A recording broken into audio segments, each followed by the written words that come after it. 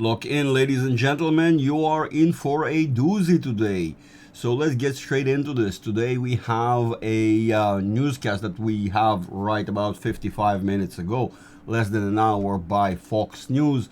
I think you guys want to hear what they have to say, what Trump had to say, and then we're gonna go, as always, analyze the charts. You really want to stay with me until the end of this one. There's a lot to cover today.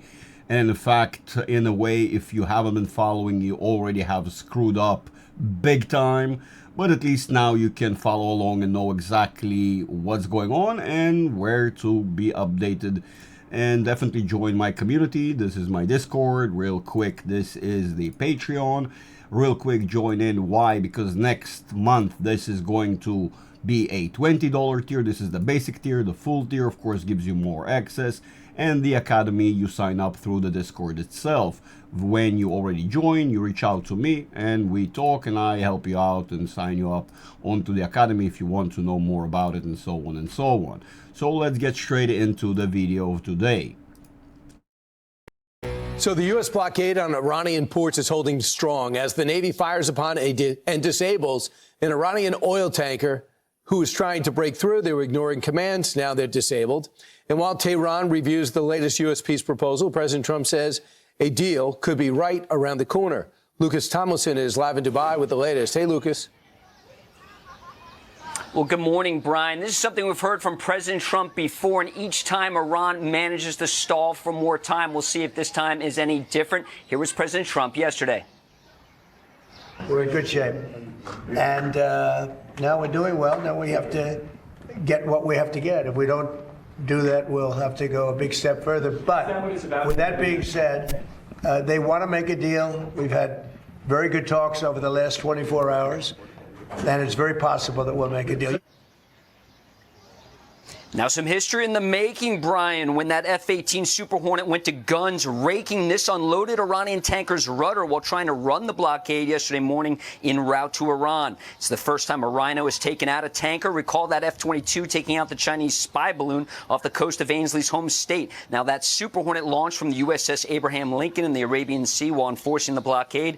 While top U.S. officials insist the ceasefire is holding, recall General Kane said this week U.S. forces have come under attack more than 10 times in the past month. Here's the statement from CENTCOM after that Iranian tanker named Hasna was taken out. Here's the statement. It says, quote, American forces issued multiple warnings and informed the Iranian-flagged vessel is in violation of the U.S. blockade. After Hasna's crew failed to comply with repeated warnings, U.S. forces disabled the tanker's rudder. Hasna is no longer transiting to Iran. The U.S. blockade against ships attempting to enter or depart Iranian ports remains in full effect.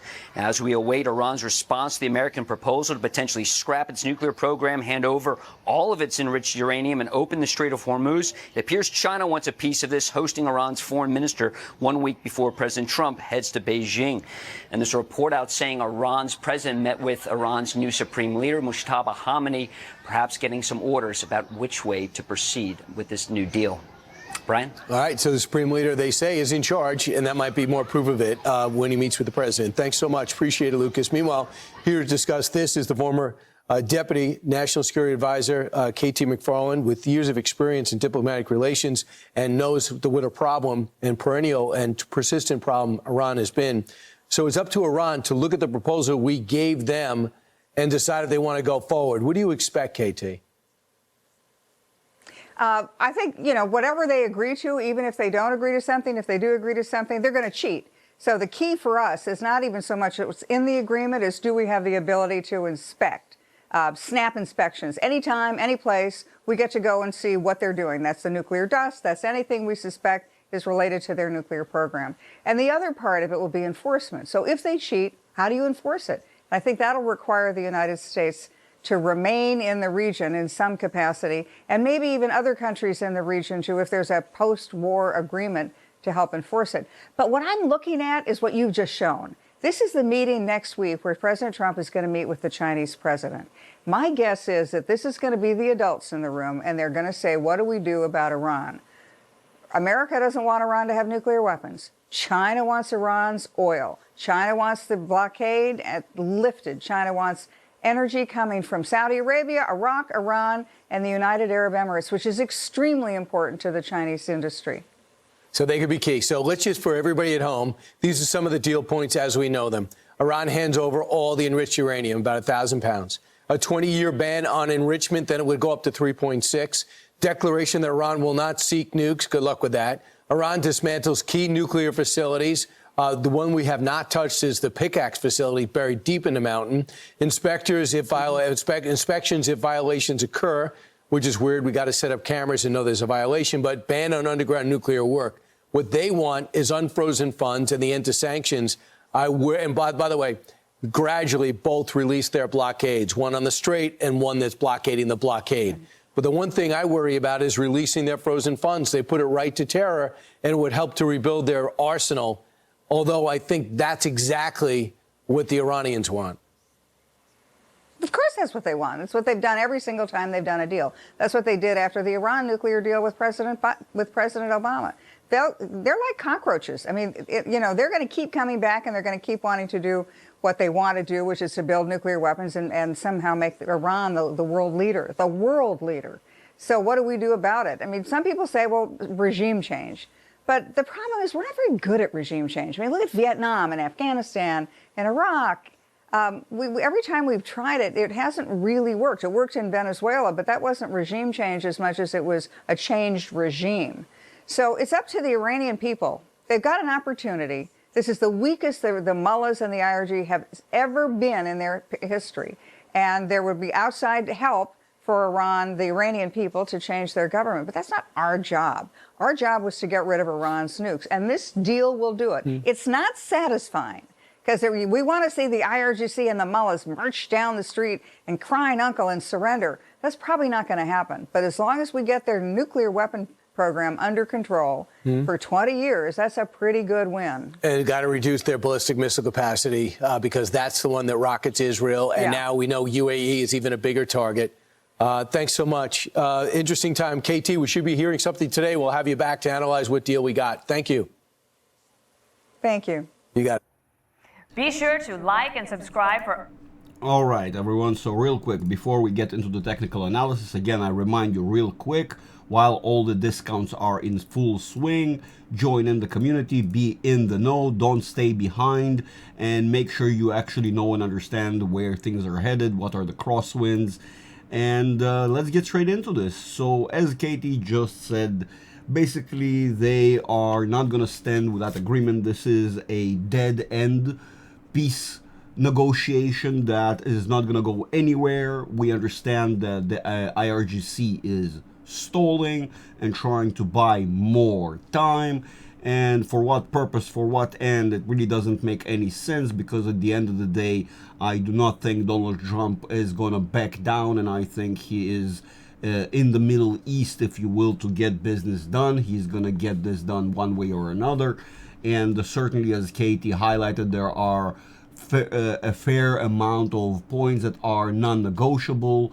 and before they take place, which they are not going to fundamentally because of the IRGC's stance. So this is, like I said, a dead end agreement, and I warned that all of this thing is just stalling, buying time, wasting time, however you would like to define it, doesn't matter. The result is the same. So let's get straight into the analysis. Those who followed yesterday's video knew, and I posted on the Discord as well to my community members, about this potential high that we are seeing, that 7,384.45.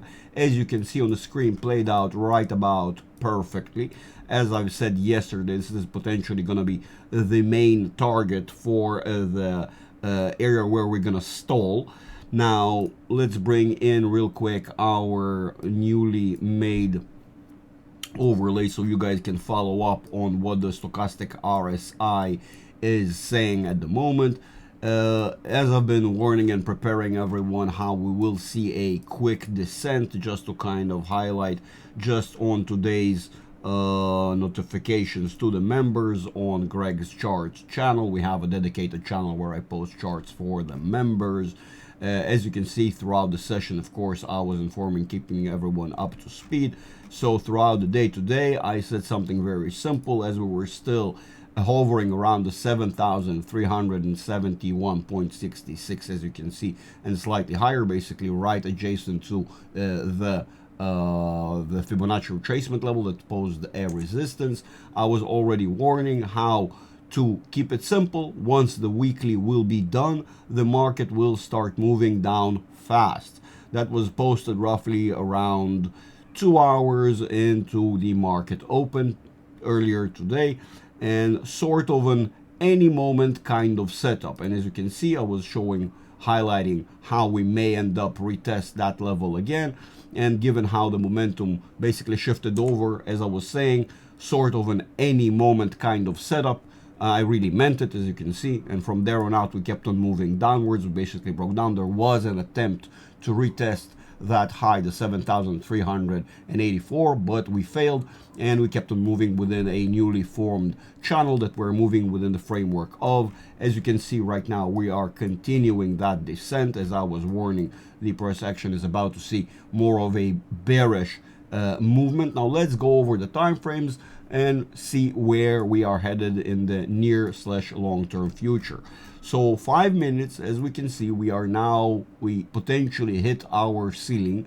This on the technical side of things is still an extremely elevated high, which we did not expect to see play out. Our expected high was roughly around the highs of the recent period when we were moving sideways. So the expectation was to slow roughly at around 7,045, 7,109-ish, slightly higher than the previous range that we were moving sideways within on the previous months.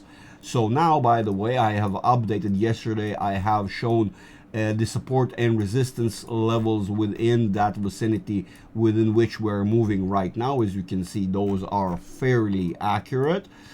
Unfortunately, the ones I showed yesterday was slightly off, a bit of a miscalculation on my side, so they were slightly off. Now they are absolutely correct, and I think I made sure they are correct. My students actually corrected me yesterday during a meeting.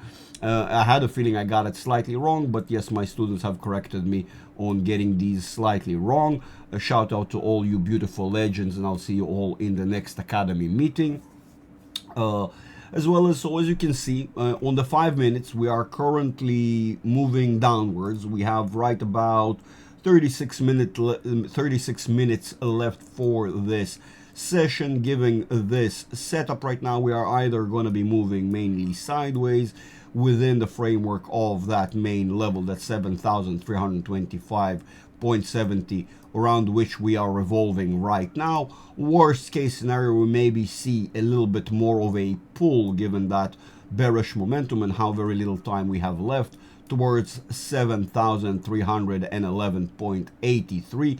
I doubt we're going to be able to penetrate further to the next level. We may have enough bearish momentum to end up testing that confluence area where we have the bottom of the current structure channel. As you can see downwards, the one we've been structuring as we go right now. So potentially roughly at around 7,309. This is where it appears to be that we're going to close today. Potentially by the time you'll be watching this video, the market has already closed, and you will be able to watch whether one thing or another happened. How did things end up playing out? But we're not here for the 5 minutes because that kind of allows us to see as far as the end of today's session, which is not interesting enough.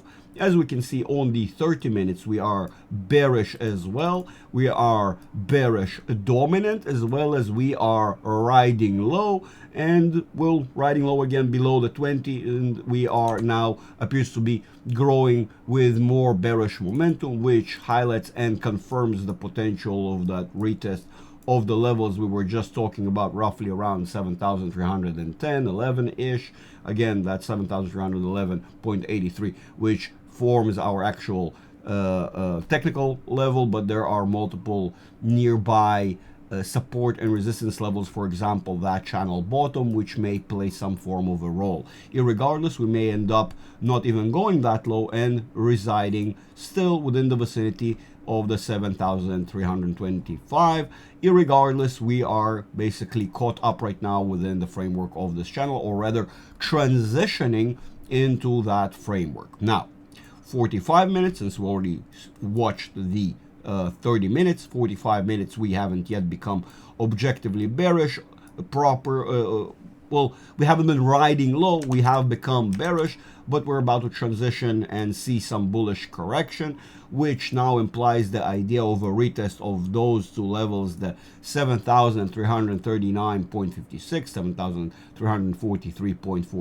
7,343.44. So as you can see, that crossover of the forces, once we have the K, the green line, more dominant, we are now going to see basically a mixture of the forces, because we are bullish in bearish territory. Everything below 50 is bearish, and the longer we're going to stay bullish, the longer higher we're going to go, and the more of that bullish momentum will print, subsequently leading to that retest of that level, the 743, 7339, maybe even 7359. Now, 1 hour. 1 hour is objectively very bearish. That is why the 7,359.30 becomes less likely. We still may endure and retest that golden pocket that we have right there, these two very nearby mine field range that is very narrow. As you can see, these levels have been already acknowledged and tested. Let me show you on the 1 minute real quick. As you can see, these levels are very well confirmed by the price action itself, as you can see on the left side as well, before we made that right structure. And so it's not going to be all that far-fetched. In fact, it will make total sense, given the current structure and the setup of the momentum, for another retest around the same levels, as we now seen already playing a major role. So on the 45 minutes, we are seeing indication of a potential corrective small-ish measure, which will be a structural necessity to create that head and shoulders, to form that harmonic structure as we're familiar with it. Now, 1 hour, as we said, is still very bearish, and so on the grand scheme of things, even though we're going to entangle and create that shoulder structure for the following hours in the upcoming next session tomorrow and Friday, but then again we are still destined to continue downwards, as it seems we are still objectively significantly bearish, right? Well, Greg, isn't this gonna cross over and we're gonna have more of that bullish momentum? Absolutely. This can indicate what you just thought to yourself. Very correct. And so that potentially indicates a retest of these two white levels that I've indicated may play a role. So that confirms the potential and the probability, the likelihood of that actually taking place. Now, the real question becomes whether we're more so bearish or more so bullish, because if we're more so bullish, we will then more likely than not see a retest of 7,359.30 before we go downwards. If we're even more so bullish, it would be justifiable to think that we will see the retest of that high that we've assessed to be the main high and create more of a double top structure at 7,384.45. But let's see. Those are only likely if we have a more bullish structure or an upcoming bullish structure on the 4 hours. If, on the other hand, we have more of a bearish structure, we're going to see some stalling around the current levels, but more so a continuation downwards, as I'm expecting to see. 4 hours, lo and behold, we now have transitioned to become bearish. So although we still have some, again, time dragging or stalling, right, with this, within the following beginning of the following session, within the sort of shorter time frame, we still have some entanglement within these levels that we've just acknowledged.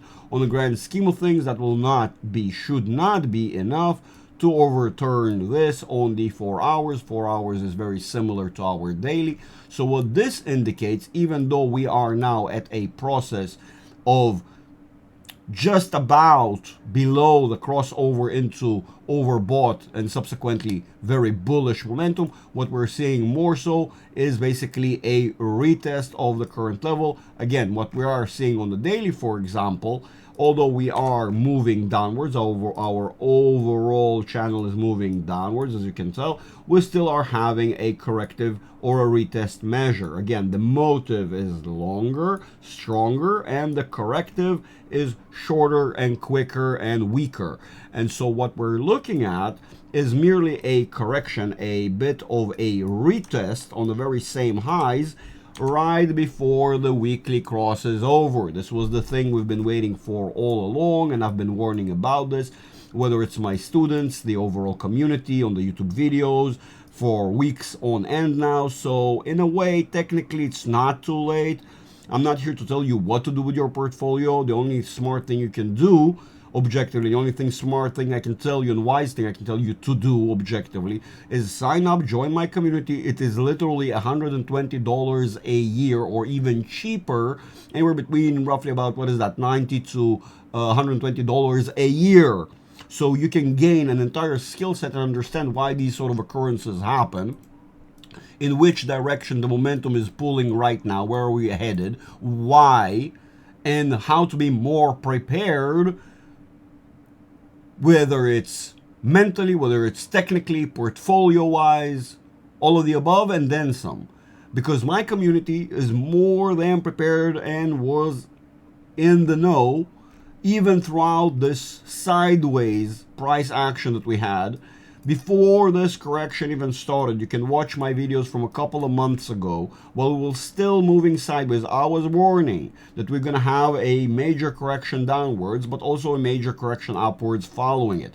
The only thing is where I got it wrong. My expectation was that we're going to have it a lot lower, stalling roughly at around 7,045, 7,100, 7,100, if you will, 7,109.91, given that's a technical strong level, and multiple levels that I've expected the price action to stall at, or if you will, at the 50 range on the stochastic RSI. So yes, this process ended up being slightly longer than expected. At the end of the process, we are still about to see now forming and moving into generating a lower low. So do not say you were not warned, you didn't know, the market didn't tell you, how come this, that, whatever. Here I am telling you and warning you again for the final time, because we are mere minutes, as I said and wrote to my community members, you know, any moment kind of setup, and we are already starting to see a breakdown of the momentum, and definitely does not seem like we have enough force to continue to the upside. And so as you're going to see this transition occur, we're going to shift over, generate our second shoulder right there, post. Now right now this is the head, this is the shoulder. The head does not, the neckline does not have to stall or stop exactly on the same levels. It may end up stalling higher, it should stall lower, showing directionality downwards, and so we should stall slightly lower, jump back up, generate a shoulder, and continue downwards. This shoulder is an overall presumption in the grand scheme of things. Yes, I am expecting these two blue lines, as you can see, crossing downwards to play a role. Again, that's why I indicate towards that direction, and given kind of the time frame, give or take, we're looking at 6,100, giving us a lower low than what we've seen around March. All right, so basically get ready, ladies and gentlemen. I know you don't want to hear this, and I know many will argue. And by the way, yes, I do want to hear your thoughts down in the comments below. Please do smash the like if you don't mind. It's absolutely free. It costs you nothing, but helps my channel a lot. If you don't like what I'm saying, dislike. Trust me, I'm not gonna get offended. Please do let me know in the comments down below your thoughts about the current setup, where you think we're headed, whether Kevin Warsh is gonna, the inauguration of Kevin Warsh in about we're looking at 8 days away from now, on the 15th, I think, of the month, we're gonna see any announcements. Are we still gonna see Kevin, you know, waiting and holding the line? Definitely they cannot afford to cut rates right now, so the only thing Kevin can continue kind of doing is what JP was doing all along, is waiting. Or is Kevin here to do something more similar to what Paul Volcker did back in the day? And maybe Trump is conveying the we need to cut rates sentiment, because that's what serves him for the near term elections, right? The midterm elections, or maybe he knows that there is no solution here other than to hike rates. Definitely doing nothing will do nothing good, because we are already in what you would define, if you ask my opinion, stagflationary period. Yes, I know how difficult it is to accept while seeing higher results on the SPX, on the major indices, but this is what most people are blind to. Where the momentum shifts over, the price action does not start falling right away. Imagine this similarly to if you're driving and you took your foot off the gas pedal. Did your car right now stop on a dime? No, you're still moving with all the generated momentum forwards, and it's only then when you press the brake pedal you start sort of decelerating faster than you were before. So before we transition into full-on bearish momentum, what you're going to be seeing is that stalling, or again, kind of dragging out time, if you will. At the end of the day, what will probably be the main spark to bring down the economy? Hopefully it's not going to be some new pandemic, some cockroach disease or whatever the fuck, but far more likely that the war in the Middle East will continue in full force. In fact, as an Israeli, I can tell you that the feeling here for the last couple of weeks have been that it may start over and restart any second now, including missiles from Iran. Although I got to admit that that Iran have been beaten to a pulp, to the point where I don't know whether what kind of military capabilities they still have left. But I'm not going to be surprised if they will still be able to continue shooting at us rockets non-stop, just like what we have experienced, a handful of weeks ago. So in my humble opinion, of course, I'm not even talking about the side effects of oil, which most people are blind to. And as I've said, we're going to be moving and revolving around that main channel, around the 99, 95 range handle, and maybe moving higher to 120, 118, at times retesting these levels. Arguably, we are potentially going to see these levels get retested sometime soon. Right now, it looks like we're headed downwards towards 78, or what could be argued as 80, the bottom range of the high range of oil prices. So right now we're in the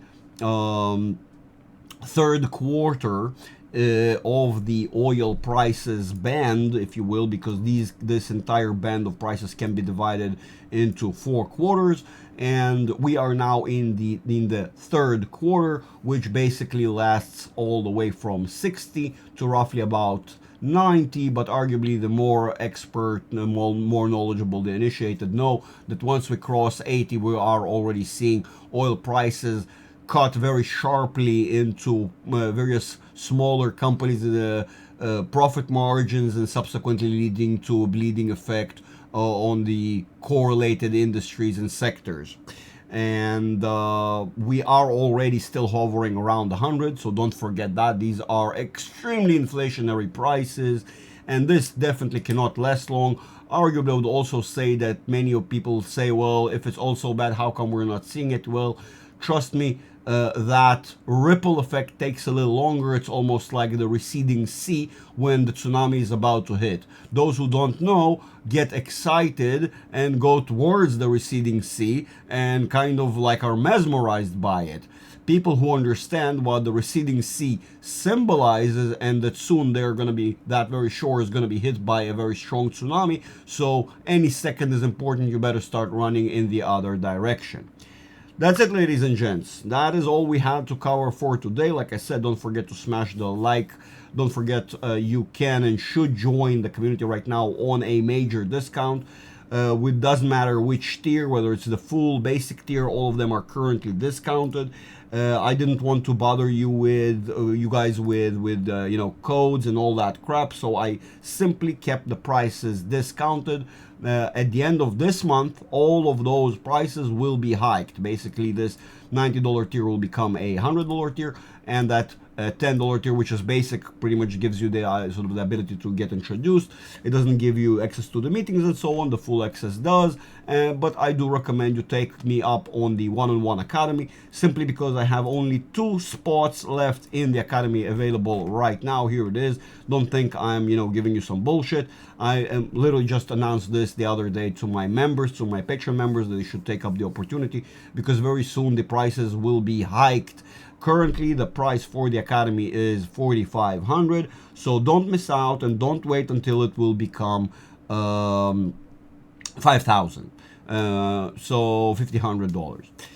So you guys, by the way, those who definitely still join throughout this week before the weekend hits, before the 9th basically of the month, within a couple of days from now, will be eligible to join the academy at $4,000, $4,000 if you will, US, instead of $45,000 or $5,000. So hurry up before that discount expires. Alrighty, I'll see you all in the community, ladies and gents. Don't forget to comment down below your thoughts on where we're headed. Comment down your thoughts on where and what the Fed are about to do, what Trump is going to do, how the Middle East is going to look like, and anything else related to what we spoke about here today, oil and then some.